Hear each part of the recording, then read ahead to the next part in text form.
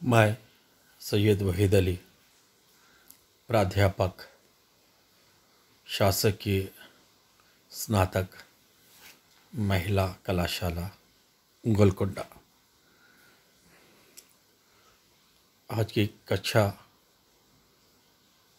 जो स्नातक द्वितीय वर्ष के तृतीय सेमेस्टर के लिए है, उसमें हम आज निबंध लेखन के बारे में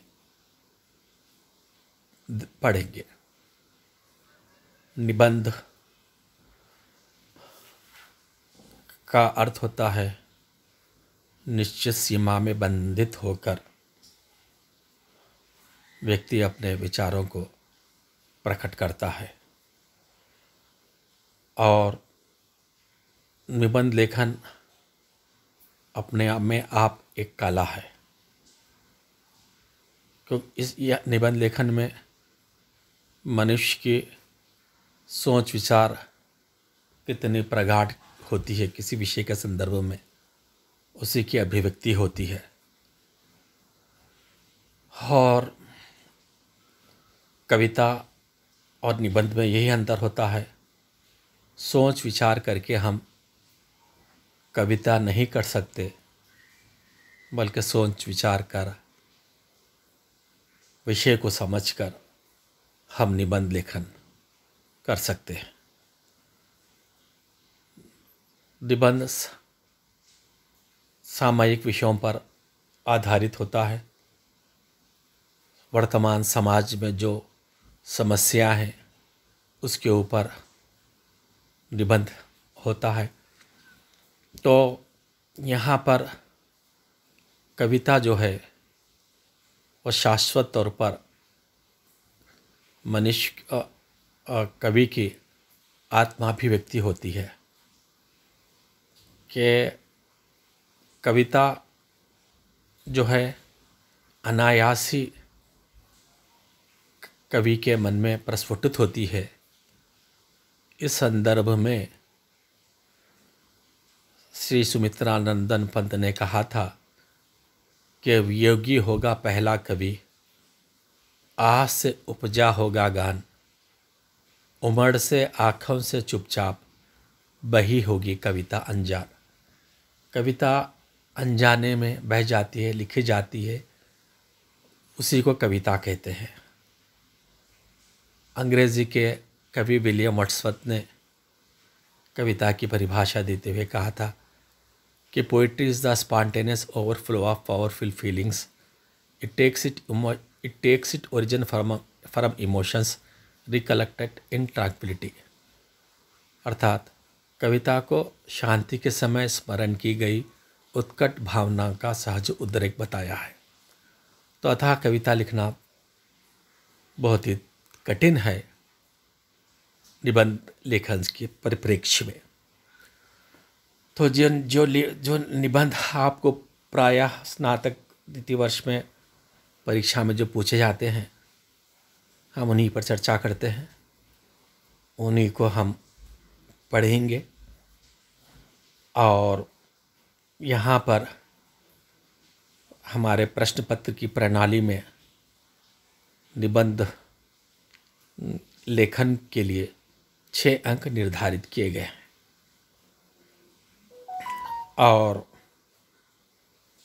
और 6 अंक अनुवाद के लिए है। इस तरह 12 अंक का एक प्रश्न होगा। तो बचपन से विद्यार्थिनियों आप लोग निबंध लिखते आ रहे हैं।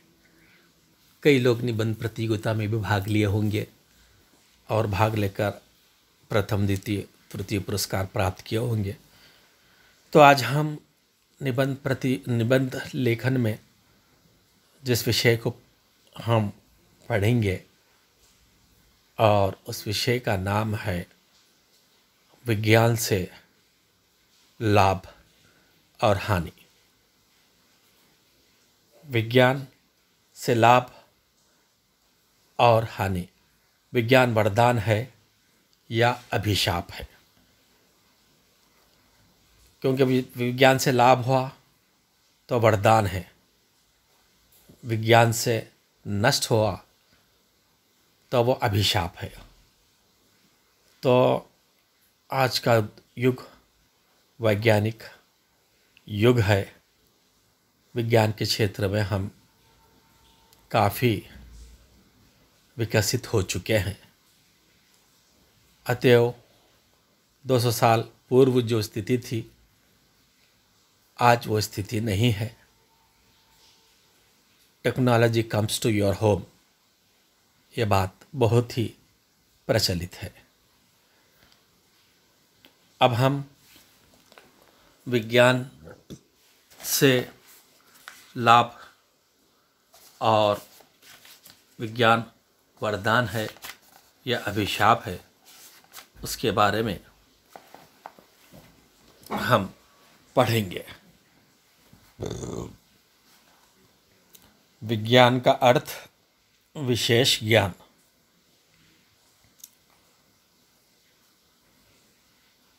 यह युग विज्ञान का है।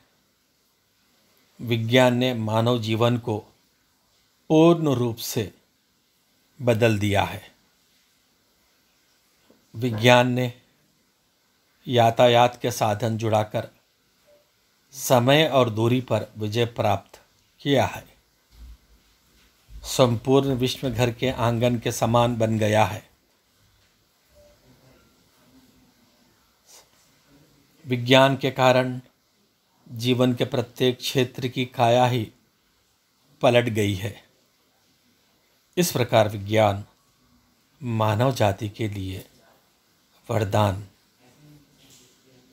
साबित हुआ है। लेकिन जब से प्रथम विश्व युद्ध हुआ, तब से ये विचार लोगों के हृदय में घर कर गया है कि विश्व में अशांति का कारण एकमात्र विज्ञान है। युद्धों को बढ़ावा देने के लिए विज्ञान ने भयंकर अस्त्रों शस्त्रों का निर्माण किया है, जिससे मानव जाति के लिए बड़ा खतरा उत्पन्न हो गया। निकट भविष्य में अंतरिक्ष युद्ध भी संभव हो सकेंगे, जिससे मानव जाति के समूल मिट जाने का बहुत बड़ा खतरा है। इस तरह विज्ञान को वरदान के साथ अभिशाप भी माना जाने लगा।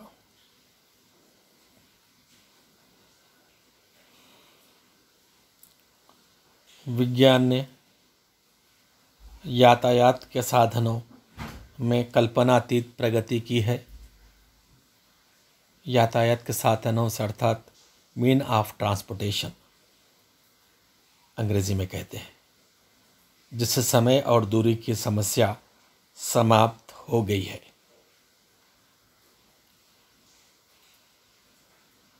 इस संदर्भ में पंत जी ने कहा था कि मानव ने पाई है देश काल पर जय निश्चित, मानव के पास नहीं रहे आज मानव का हृदय। विज्ञान के माध्यम से हम देश और काल पर जीत हासिल करें, हाँ, लेकिन आज मानवता ग्रसित हो गई है, विनष्ट होती जा रही है। आज संपूर्ण मानव समाज मिलकर एक हो गया है। राष्ट्रवाद और जातिवाद की भावना मिट चुकी हैं। आपसी सहयोग और सहानुभूति की भावना उत्पन्न हो गई है।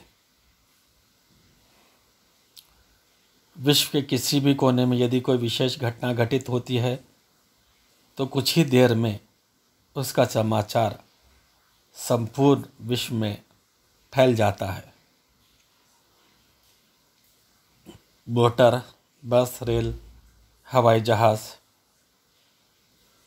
दूरदर्शन आदि से विज्ञान ने मनुष्य की कई समस्याओं का समाधान प्रस्तुत किया है।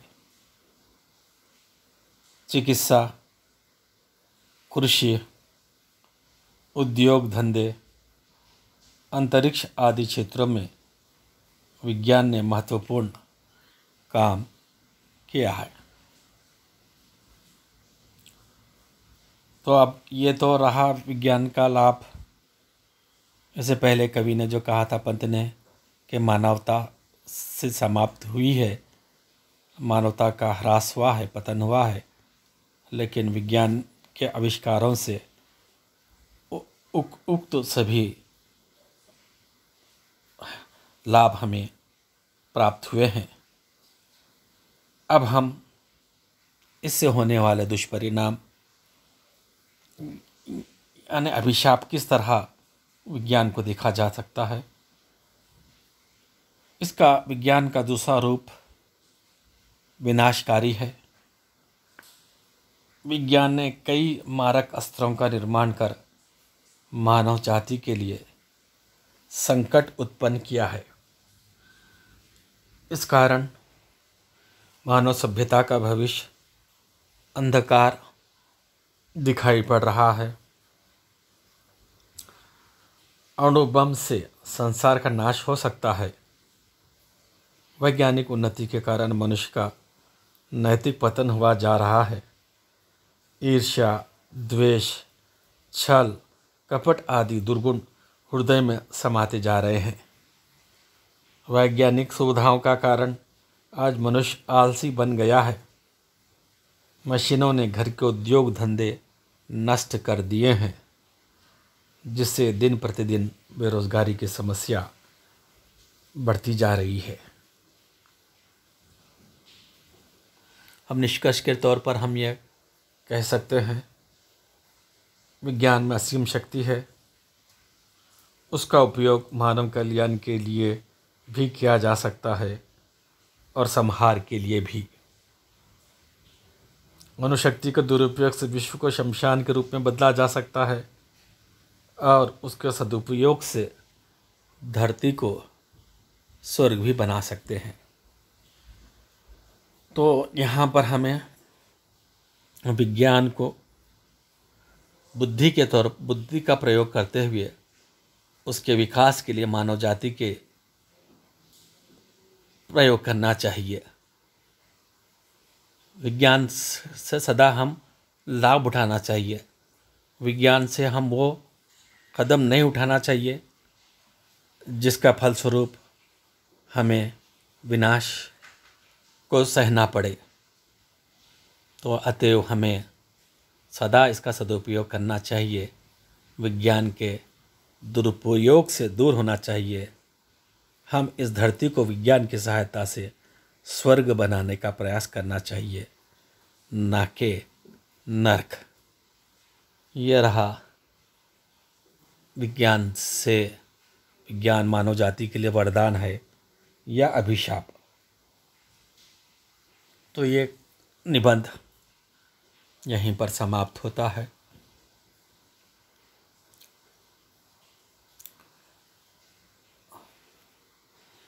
हम इसके उपरांत दूसरा निबंध देखेंगे। ये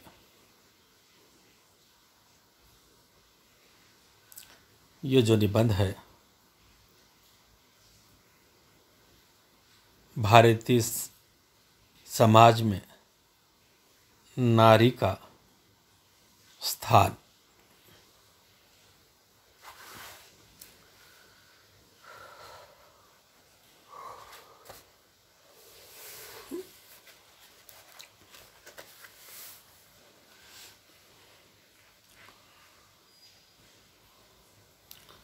भारतीय समाज की सबसे बड़ी विशेषता उसकी अनेकता में एकता की भावना है। यहाँ विभिन्न वर्गों एवं जातियों के लोग निवास करते हैं। इनमें विभिन्न प्रकार की परंपराएं प्रचलित हैं। वैदिक धर्म यहाँ के अधिकांश भाग का धर्म है। जो विदेशी आए वे समाज में मिलते चले गए। कुछ हद तक उन्होंने अपनी मौलिकता भी बनाए रखी, ऐसे बहुविध समाज में स्त्रियों का अपना विशेष स्थान रहा है।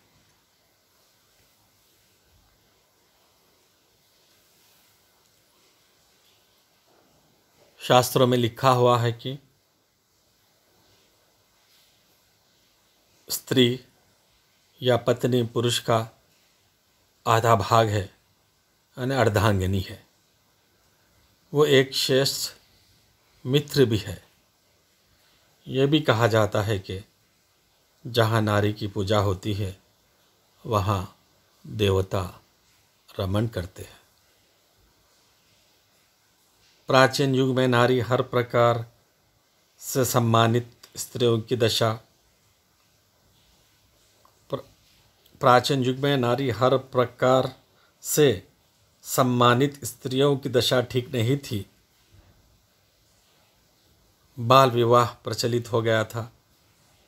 वैवाहिक स्वतंत्रता समाप्त हो चुकी थी। विवाह प्रथा जोरों पर थी।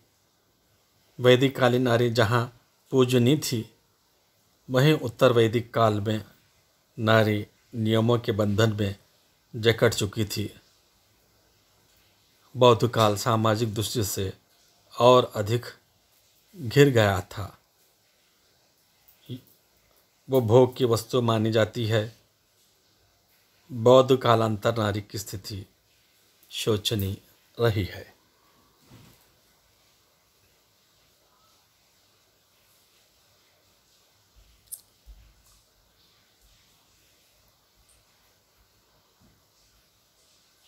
संत कवियों ने नारी को माया, ठगनी, अवगुणों की खान कहकर उसकी रही सही मान्यता को ठेस पहुंचाया।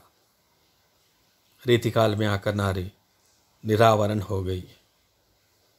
इस प्रकार नारी की सामाजिक दशा धीरे धीरे गिरती गई और पूज्य से वो भोज्य बन गई। एक प्रकार से वो रानी से नौकरानी बन गई थी। बाल विवाह, अनमेल विवाह, बहु विवाह, उत्तराधिकार शून्यता, शिक्षा का अभाव आदि ने उसे महत्वहीन बना दिया। आधुनिक युग जागरण का युग है। नारी भी जाग उठी है। वह अपने अधिकारों को प्राप्त करने के लिए जाग उठी। पंत जी ने कहा, मुक्त करो नारी को मानो, चिरबंदनी नारी को, युग युग की निर्मम कारा से, जननी सखी प्यारी को।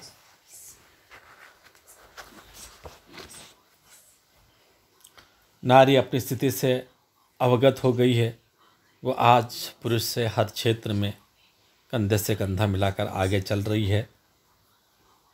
अब सभी ये अनुभव करने लगे हैं कि नारी फिर से अपने सत्य आदर्शों पर आ जाए और समाज में उसे वही महत्वपूर्ण प्राचीन स्थान सुलभ हो जाए।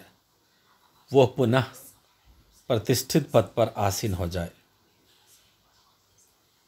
जयशंकर प्रसाद ने नारी के संबंध में कितना ही उचित कहा है। नारी तुम केवल श्रद्धा हो, विश्वास रजत नग पगतल में, पीयूष स्रोत से बहा करो जीवन के सुंदर समतल में। वास्तव में भारतीयों के लिए स्त्री पृथ्वी की कल्पलता है। भारतीय समाज में नारी पुरुषों के लिए तथा पुरुष नारी के लिए सर्वस्व त्याग करने के लिए तत्पर है। यही त्याग की भावना दोनों के जीवन को सुखमय बनाती है। वह करुणा, दया, प्रेम आदि मानवीय गुणों की देवी है। वो समाज की मार्गदर्शिका भी है। वास्तव में भारतीय समाज में उसका स्थान अनुपम है। इस तरह भारतीय समाज में नारी का बहुत बड़ा स्थान है। तो हम आज अब तक हम 2 निबंध पढ़ चुके हैं। एक विज्ञान वरदान है या अभिशाप, दूसरा भारतीय समाज में नारी का स्थान या महत्व।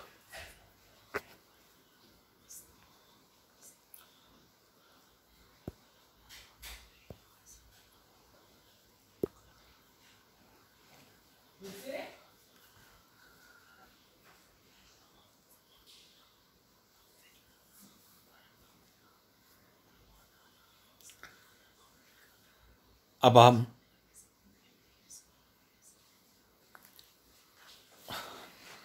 तीसरे निबंध को पढ़ेंगे। वो बहुत ही प्रमुख है और वो मनुष्य के जीवन से जुड़ा हुआ है, और वो है समय। जीवन ही समय है, क्योंकि मनुष्य का जीवन वर्तमान में चलता है कि वर्तमान ही आगे चलकर भविष्य बनता है, वर्तमान ही आगे चलकर अतीत बनता है। ये मनुष्य का जीवन क्या है? समय है। समय बलवान है, क्योंकि मनुष्य समय को सही तौर पर उसका प्रयोग करता है वही जीवन में सफल होता है। जो समय को वृथा करता है वो जीवन में बहुत नुकसान प्राप्त करता है और बहुत हानि उठाता है, क्योंकि समय किसी के लिए रुकता नहीं।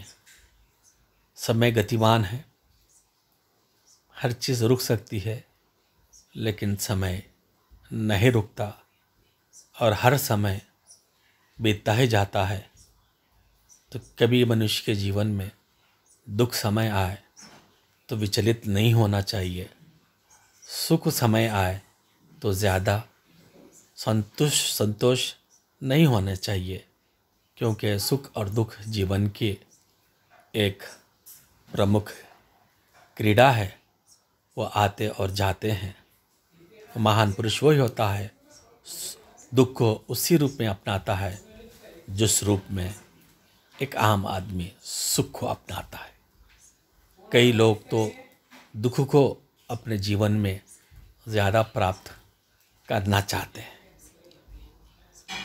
यहाँ कबीरदास जी ने कहा था कि सुख के माथे सिली परे, जो नाम हृदय से जाए, बलिहारी व दुख की पल पल नाम रटाए। वो सुख को अपने जीवन से त्याग देना चाहते हैं, सुख को अपने जीवन से हटा देना चाह रहे हैं, क्योंकि सुख में ऊपर वाले को भूल जाते हैं। बलिहारी व दुख अर्पण हो जाना चाहते हैं उस दुख पर जो पल पल प्रभु की याद दिलाता है। तो समय को हम सही सदुपयोग करना चाहिए। समय का बहुत बड़ा महत्व है और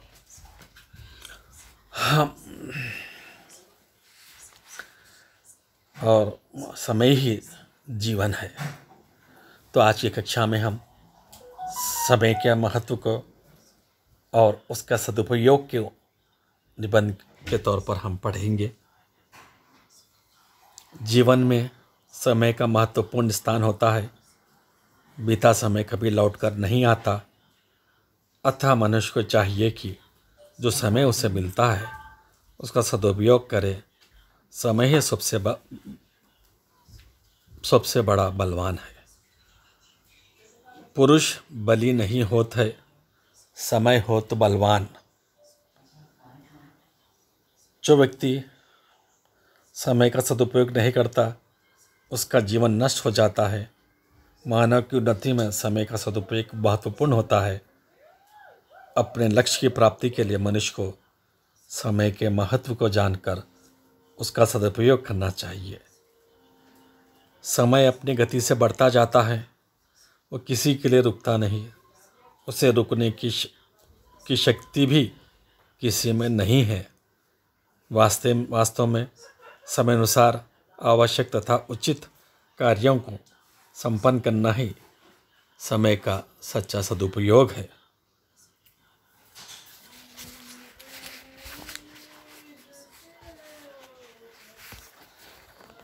विद्यार्थी जीवन में मनुष्य अपने भावी जीवन की तैयारी करता है, मानसिक तथा शारीरिक पुष्टता से अपने को सक्षम बनाता है। जो व्यक्ति इस काल का सदुपयोग न करके अन्य कार्यों में व्यस्त होता है, वह अपने गृहस्थ जीवन में असफल हो जाता है। जो व्यक्ति इस काल में समय का सदुपयोग करता है, उसका भावी जीवन संकटहीन बनता है। वह उन्नति के मार्ग पर निरंतर बढ़ते जाता है। विजय उसके चरण चूमने लगती है।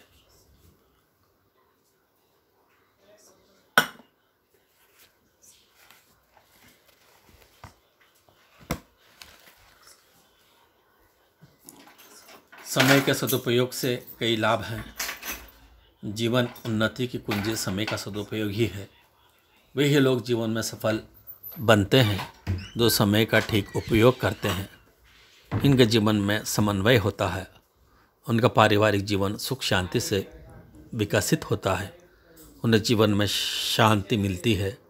समाज में उनका आदर होता है। जो व्यक्ति विद्यार्थी जीवन में पढ़ाई लिखाई में मन नहीं लगाता, यौवन में धन न कमाता, वो बुढ़ापे में कर ही क्या सकता है। इस तरह समय का सदुपयोग न करने से मन चंचल हो जाता है। ऐसा व्यक्ति कोई भी काम ठीक प्रकार से संपन्न नहीं कर सकता। उससे सफलता दूर भागेगी। ऐसे व्यक्ति बर्बर और उद्दंड होगा। उसमें उचित कार्य क्षमता की भावना का अभाव होता है। वो ना ज्ञानार्जन कर सकेगा, ना धनार्जन। वो केवल अशांति का शिकारी बनकर रह जाएगा। उसका जीवन अभावों से भरा रहता है। वो निंदा का पात्र बनेगा और जीवन के अंतिम क्षणों में उसे पछताना पड़ेगा। पछताने से वो उसके हाथ कुछ नहीं आएगा। अतः मनुष्य को वो अपने समय का सदुपयोग करके जीवन को सही मार्ग पर ले चले। वह अपने भावी जीवन को भी सुखमय बनावे। इस तरह समय का सदुपयोग प्रत्येक विद्यार्थियों को करना चाहिए। हम जिस रूप में हैं, जिस समय है हमको मिलता है, उस समय हमें अच्छे कार्य करने का प्रयास करना चाहिए। समय को वृथा नहीं करना चाहिए। कोई भी काम आपको करना है, उसको तुरंत उसको उसी समय करना चाहिए। उसको टाल मटोल कर कल के लिए टालना नहीं चाहिए। कोई भी काम हो, क्योंकि जो काम समय पर कल किया जाता है वही काम सफल होता है। तो कबीरवार समय का महत्व को दिखलाते हुए कबीरदास जी ने भी कहा था, काल करे सो आज कर, आज करे सो अब, पल में प्रलय होगी, बहुरी करोगे कब। कोई भी काम करना है आज तो उसको हम कल जो काम करना है उसको आज करना चाहिए। आज जो काम करना है उससे अभी कर लेना चाहिए, क्योंकि न जाने एक पल में प्रलय हो सकता है, तूफान आ सकता है। आपका जीवन का अंत होना प्रलय आने के समान है। फिर बहुरी करोगे कब, फिर कब आप करोगे, नहीं कर सकते। इसीलिए हमको सजग रहकर एक एक पल को सही तौर पर हम बिताने का प्रयास करना चाहिए। वृद्धा युवकों के लिए ख़ास तौर पर यह ज़रूरी है कि वह गपशप करके बातें बताते चौराहों पर नुक्कड़ों पर बैठकर बातचीतें करते हुए, ठीठी ठाठा करते हुए ज़्यादा समय व्यर्थ करते हैं और अपने जीवन का बहुत बड़ा धन जो समय के रूप में है उसको गंवाते हैं। कि समय को खोना गोया के धन के सोने के बराबर है, क्योंकि बीता हुआ समय कभी लौट कर नहीं आता।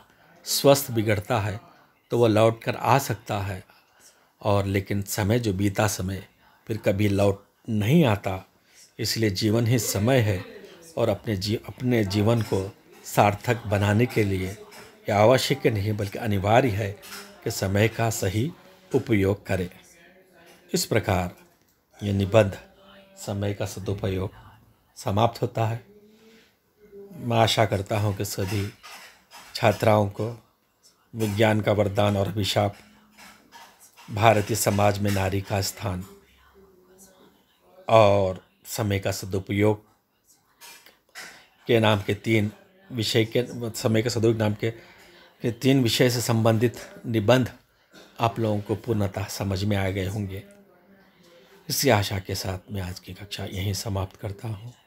सभी विद्यार्थी छात्राओं को मेरी ओर से बहुत बहुत धन्यवाद।